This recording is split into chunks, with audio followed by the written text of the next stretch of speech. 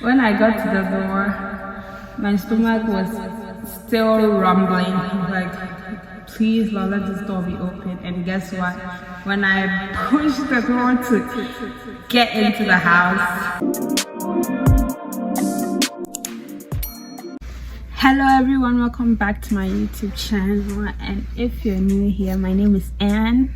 And if you're new here, then you've probably not seen my other story times. I'll link it up here for you to check them out. But I'm back with another story time, and this is an embarrassing one. So let's get into the story time. So as you can tell by the title, at that time I was 13 years old. That was 2015. I was almost 14, but I was 13 at the time this story happened. So I was way back in JHS. I moved schools last minute when we were about to write the BEC. If you're in Ghana, or from Ghana, you know what I'm talking about. It's like a school, it's like an exam you write when you're moving from, let's say, middle school to high school in Ghana.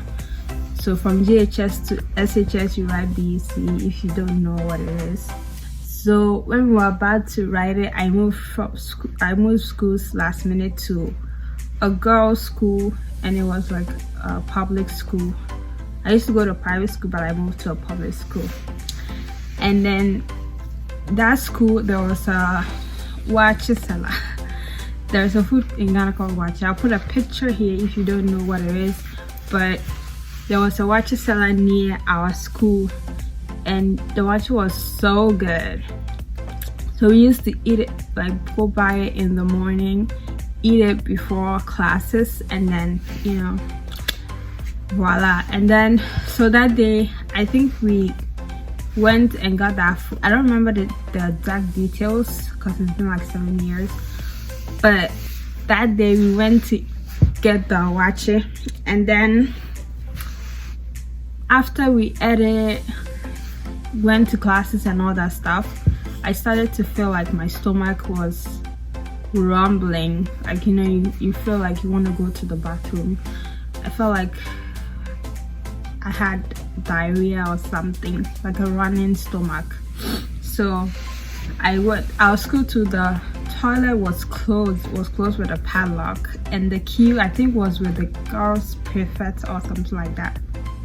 Yeah, so I went. That girls' people was in my class, so I went.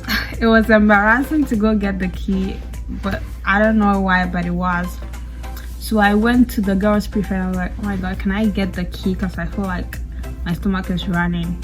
I think they couldn't find the key at that time, and then when they found it, it couldn't open the padlock for whatever reason. That day wasn't my day, I think.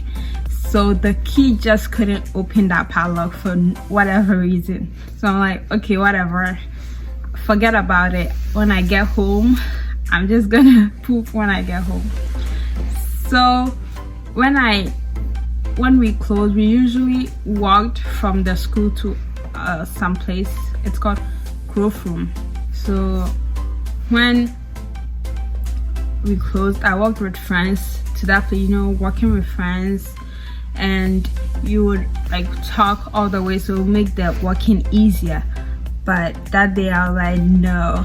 Immediately we closed. After assembly, I took my huge backpack. I used to have this huge backpack that would hunch me over. So immediately we closed, I took my backpack, zoomed. Even before, if you didn't walk to that place that I'm talking about, you could walk a smaller distance, take a bus, trotro, and then go to Grove Room, and then take another bus, because the place from the school to my house was quite a bit far, I would say.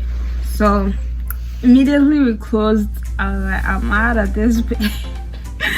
I just zoomed with my backpack, and then walked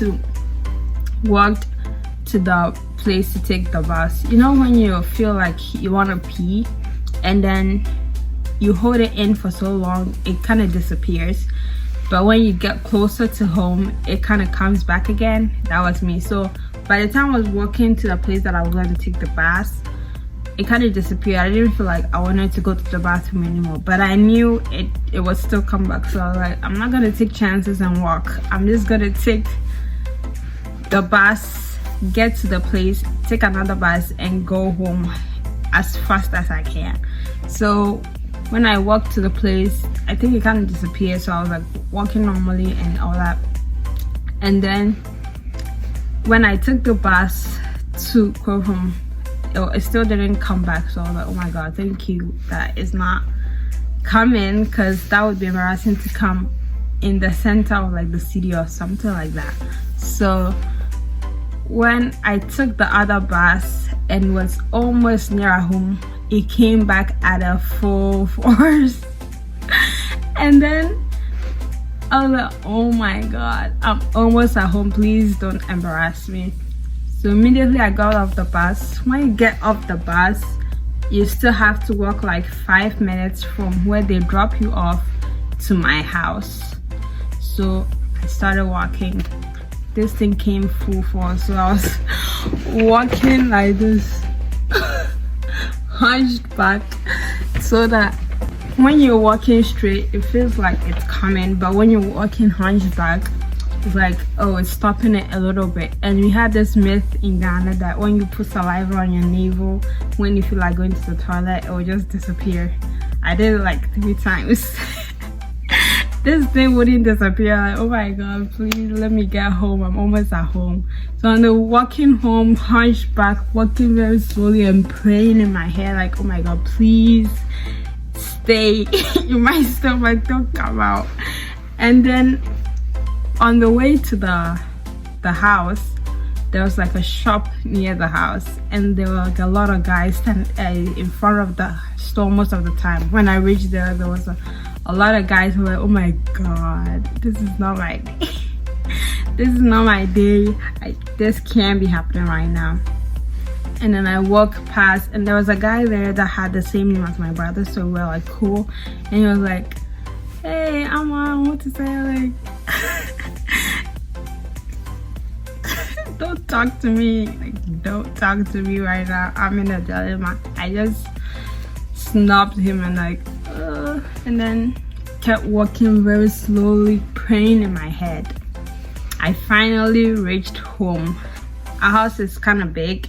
It has 2 huge doors on the side. If you're coming from where the store is, in front of the house, like, there's a left two doors, there is a middle door, and then there's another door on the right. We usually use the doors on the right, and then a different tenant use the door on the left.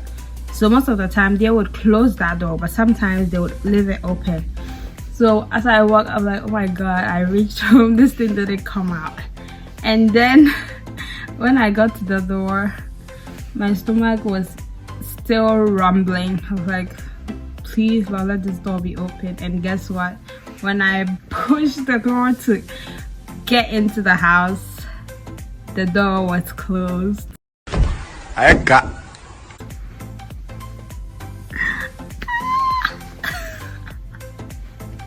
It's okay. It's okay.